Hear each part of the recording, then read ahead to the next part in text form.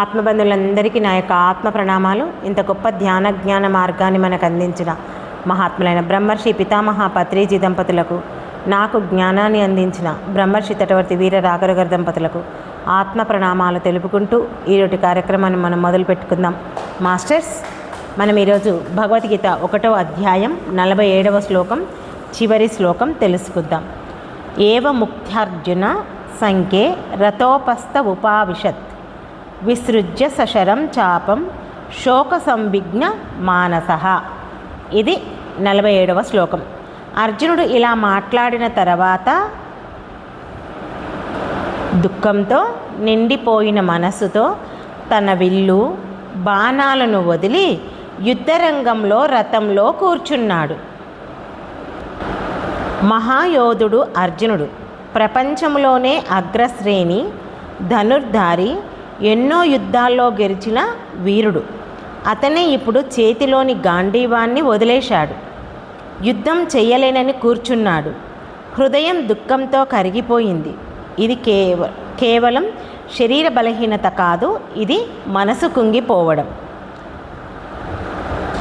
గాంధీవం వదిలేయడం అంటే ఇది తెలుసుకుందాం. అర్జునుడు గాంధీవం ఒక విల్లు కాదు, అది అతని ధైర్యం, కర్తవ్యం, యోధధర్మం,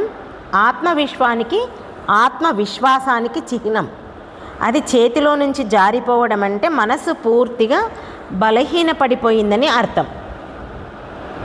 మరి ఈ విషయం మన జీవితంలో కూడా ఇలా జరుగుతుంది.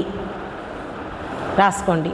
కొన్ని సందర్భాల్లో సమస్యలు ఎక్కువైతే, కుటుంబ బాధలు పెరిగితే, అపజయాలు వస్తే, మనసు కలత చెందితే మనము అర్జునుడిలాగానే చేయాల్సిన పనిని వదిలేస్తాం, ధైర్యాన్ని కోల్పోతాం, నా వల్ల కాదు అని కూర్చుంటాం. ఈ శ్లోకం అటువంటి మానసిక స్థితిని చాలా స్పష్టంగా చూపిస్తుంది కదా. అంతే కదా, అర్జునుడే కాదు, మన జీవితంలో కూడా మనం చాలాసార్లు ఇలా చేస్తుంటాం. మనం మనసు మంచిగా ఉంటేనే మనం చేసే పనులు కూడా అన్నీ సరిగ్గా చేస్తాం. లేదంటే అర్జునుడు ఏ విధంగా అయితే ఆ గాంధీవాన్ని వదిలేసి రథంలో కూర్చున్నాడో, మనం కూడా నా వల్ల ఏమీ కాదని చెప్పేసి సపోర్ట్ చేయకుండా ఓ దగ్గర కూర్చుంటాం. ఓకే, గీత ప్రారంభం కావడానికి కారణం ఏంటంటే, అర్జునుడు నిలబడి ఉంటే గీత పుట్టేది కాదు. అతను సందేహపడ్డాడు, ఏడ్చాడు, కుంగిపోయాడు, ఆయుధం వదిలేశాడు. అప్పుడు మాత్రమే శ్రీకృష్ణుడు బోధించడం ప్రారంభించాడు. అంటే మానవుడు నాకు తెలియదు అని అంగీకరించినప్పుడే జ్ఞానం ప్రవేశిస్తుంది. నిలబడి ఉంటే గీత పుట్టేది కాదంటే, ఎక్కడ నిలబడి ఉంటే, యుద్ధం చేయడానికి నిలబడి ఉంటే గీత పుట్టేది కాదు. చూడండి, మనం ఎవరి దగ్గరైనా, ఒక గురువు దగ్గర కానీ, మన పెద్దవాళ్ళ దగ్గర కానీ తెలియదు అన్నట్లుంటేనే మనం ఏమైనా నేర్చుకుంటాం. నాకంతా తెలుసు అని అనుకుంటే ఏమీ నేర్చుకోం. అది గుర్తుపెట్టుకోవాలి. Okay, next. ఈ శ్లోకం మనకు ఒక సత్యాన్ని చెబుతుంది. ఏంటంటే, మనసు బలహీనమైతే శక్తి ఉపయోగం లేదు. అంతే కదా. ఇప్పుడున్న పరిస్థితుల్లో అర్జునుడికి శరీర బలం ఉంది, కానీ మనోబలం క్షీణించిపోయింది. మనం కూడా చూడ్డానికి బాగానే ఉన్నాం, కానీ మనం మనసు బాగాలేకుంటే ఏ పని మనం చేయలేం. నెక్స్ట్, శోకం నిర్ణయ శక్తిని దెబ్బతీస్తుంది. అంటే మనం దుఃఖంలో ఉన్నప్పుడు సరైన నిర్ణయాన్ని తీసుకోలేము. నెక్స్ట్, దుఃఖం కూడా జ్ఞానానికి ద్వారం కావచ్చు. అంటే చూడండి, ఒక్కొక్కసారి మన జీవితంలో ఏదైనా దుఃఖము, బాధ, సమస్య, కష్టము, రోగము ఇలా ఏమైనా వచ్చాయనుకో, అప్పుడు ఒక్కొక్కసారి మనకు చాలా వరకు మంచి జరుగుతుంది. అంటే అప్పుడు ఒక మార్గం దొరకడము, ఒక గురువు దొరకడము, ఒక స్నేహితుడు దొరకడము, అలా ఏదో ఒకటి జరుగుతుంది. దాని ద్వారా మన యొక్క జీవితమే మారిపోతుంది. అందుకే ఏం చెప్తున్నాడు, దుఃఖం కూడా జ్ఞానానికి ద్వారం కావచ్చు అని చెప్తున్నాడు. నెక్స్ట్, మనమంతా ఇప్పుడు ధ్యాన మార్గంలో ఉన్నాం కాబట్టి మనం ధ్యానానికి అనువైన భావాన్ని మనం ఇప్పుడు తెలుసుకుందాం ఈ శ్లోకం ద్వారా. అంటే మన జీవితంలో కూడా ఎన్నో సమస్యలు వస్తుంటాయి కదా. ఆ సమస్యలు వచ్చినప్పుడు మనం కళ్ళు మూసుకొని మనకు మనం ప్రశ్నించుకోవాలి. ఏమని అంటే, నా జీవితంలో నేను వదిలివేసిన గాంధీవం ఏమిటి? ధైర్యమా, భక్త్యా, కర్తవ్యమా, ఆత్మవిశ్వాసమా? ఈ నాలుగింట్లో ఏవి కోల్పోయినా మళ్ళీ మనం ఏం చేయాలి? అవి నిలబడే ఆ కృపను, ఆ బలాన్ని మనం సంపాదించుకోవాలి. ఎలా సంపాదించుకోవాలి? ధ్యానం ద్వారా. ఓకే, నెక్స్ట్ ఈ శ్లోకం ప్రత్యేకత ఏంటి అంటే, ఇది మొదటి అధ్యాయంలో చివరి శ్లోకం. ఓకే, ఇక్కడితో అర్జున విషాదం యోగం ముగుస్తుంది. ఇది ఎందుకు యోగం అంటారు? ఎందుకు అంటే, అర్జునుడి విషాదమే అతన్ని కృష్ణుని దగ్గరికి తీసుకెళ్తుంది. అంటే సరైన దిశలో తీసుకెళ్లే బాధ కూడా ఒక యోగమే. అంతే కదా, మన జీవితంలో ఏదైనా బాధ వల్ల మనం ఒక మార్గంలోకి, గొప్ప మార్గంలోకి వచ్చినామనుకో, ఇది నా యోగం, నాకు ఈ విధంగా అయ్యింది అని మనం చెప్తాం. ఓకే, నెక్స్ట్ ఈ శ్లోకం మనకు చెప్పేది ఏంటంటే, ధైర్యవంతులు కుంగిపోవచ్చు,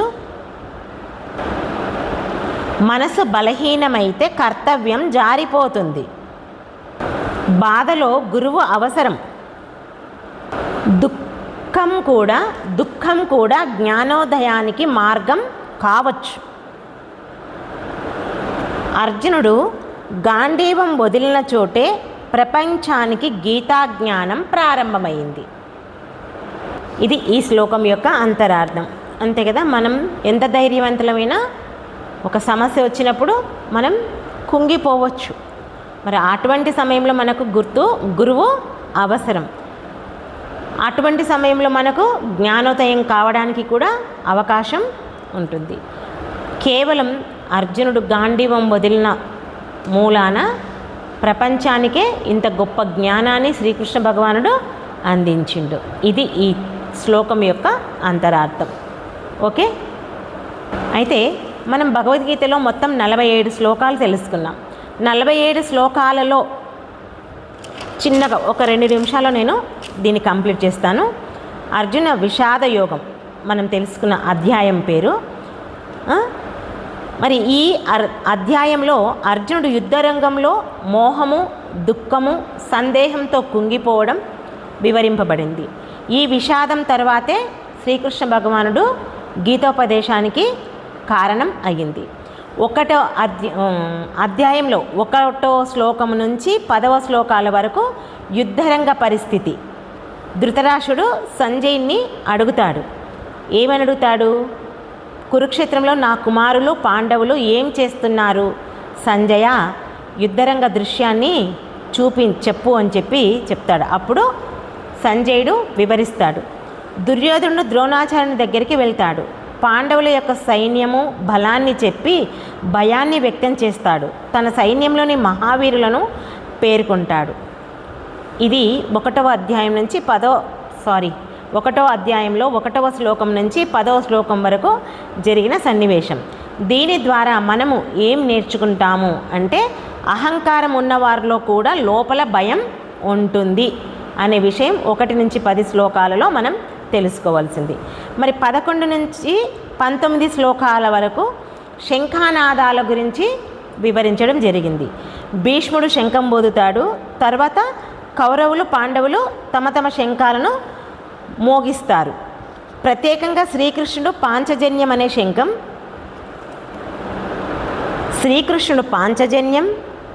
అర్జునుడు దేవదత్తం, భీముడు పౌండ్రం. శంఖధ్వని యుద్ధం ఆరంభాన్ని సూచిస్తుంది. బోధ: ధర్మపక్షంలో ఉన్నవారికి దైవ బలం ఉంటుంది. 20 నుండి 25 శ్లోకాలు. అర్జునుడు రథాన్ని మధ్యలో పెట్టమని అడగడం. అర్జునుడు కృష్ణుడితో రథాన్ని 2 సేనల మధ్యలో ఉంచు అని చెప్తాడు. ఎవరితో యుద్ధం చెయ్యాలో చూడాలని కోరుకుంటున్నాడు. కృష్ణుడు రథాన్ని భీష్ముడు ద్రోణుడి ఎదుట నిలుపుతాడు. బోధ: జీవితంలో నిజమైన సంఘర్షణ బయట కాదు, మనసులో ఉంటుంది. 26 నుంచి 30 శ్లోకాలు. అర్జునుడి విషాదం ప్రారంభం.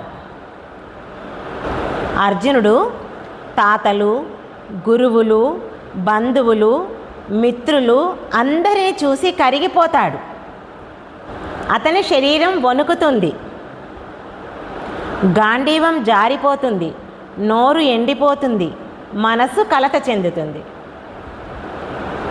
బోధ: మోహం మన ధైర్యాన్ని తగ్గిస్తుంది. 31 నుంచి 35 శ్లోకాల వరకు రాజ్యం వద్దు అంటున్న అర్జునుడు ఇలా అంటున్నాడు: స్వజనులను చంపి రాజ్యం, సుఖం, విజయం నాకు అవసరం లేదు. అతనికి రాజ్యంపై విరక్తి కలుగుతుంది. బోధ: స్వార్థంతో పొందిన విజయం శాంతి ఇవ్వదు. నెక్స్ట్ 36 నుంచి 39 శ్లోకాలు. పాప భయం. అర్జునుడు యుద్ధం చేస్తే పాపం వస్తుందని భావిస్తాడు. కౌరవులు లోభంతో ఉన్నారని, కానీ మనం ధర్మం తెలిసిన వాళ్ళమని చెప్తాడు. బోధ: ధర్మజ్ఞానం ఉన్నవారు మరింత జాగ్రత్తగా ఉండాలి. నెక్స్ట్ 40 నుంచి 44 శ్లోకాలు. కులధర్మ నాశనం గురించి అర్జునుడు చెప్తున్నాడు: యుద్ధం వల్ల కుటుంబాలు నశిస్తాయి, కులధర్మము పోతుంది, అధర్మము పెరుగుతుంది, సమాజము చెడిపోతుంది. బోధ: కుటుంబ ధర్మం, సంస్కారం సమాజానికి మూలం. నెక్స్ట్ 45 మరియు 46 శ్లోకాలు. యుద్ధం కన్నా మరణమే మేలు. అర్జునుడు తీవ్రంగా కుంగిపోతాడు. స్వజనులను చంపడం కన్నా నేనే చనిపోతే మంచిది అని అంటాడు. బోధ: భావోద్వేగంలో ఉన్నప్పుడు మానవుడు కర్తవ్యాన్ని మర్చిపోతాడు. నెక్స్ట్ చిట్ట చివరిది 47వ శ్లోకం. గాంధీవం వదిలిన అర్జునుడు విల్లు, బాణాలు వదిలేసి రథంలో కూర్చుంటాడు, శోకంతో నిండిపోతాడు. ఇక్కడితో మొదటి అధ్యాయం ముగుస్తుంది. బోధ: మనిషి నాకు తెలియదు అని ఒప్పుకున్నప్పుడు జ్ఞానం ప్రారంభం అవుతుంది. ఇది మనం 47 శ్లోకాలలో తెలుసుకున్న జ్ఞానం. ఏంటి చెప్పాలి అన్న ఈ మొదటి అధ్యాయం మనకి ఏం చెప్తుంది అంటే, మోహము ధర్మాన్ని కమ్మేస్తుంది, బాధలో ఉన్నటువంటి మనస్సు బలహీనమవుతుంది, కర్తవ్యంపై సందేహం వస్తుంది, నిజమైన గురువు మార్గదర్శనం అవసరం. అర్జునుడి విషాదమే ప్రపంచానికి గీతా జ్ఞానాన్ని ఇచ్చింది. ముఖ్యమైన అంతరార్థం ఏంటి అంటే, కురుక్షేత్రం అంటే కేవలం యుద్ధభూమి కాదు, అది మన హృదయం, మన జీవిత సంఘర్షణ, ధర్మ అధర్మాల మధ్య పోరాటం. అర్జునుడు ప్రతి మనిషి మనసే, శ్రీకృష్ణుడు మనలోని జ్ఞానం. ఇదండి 47 శ్లోకాల అంతరార్థం. ఈరోజుతో 1వ అధ్యాయం అర్జున విషాద యోగం సమాప్తం. ఓకే మాస్టర్స్, ఈ అవకాశాన్ని నాకు ఇచ్చినందుకు మీ అందరికీ నా యొక్క కృతజ్ఞతలు. Thank you. ఓకే.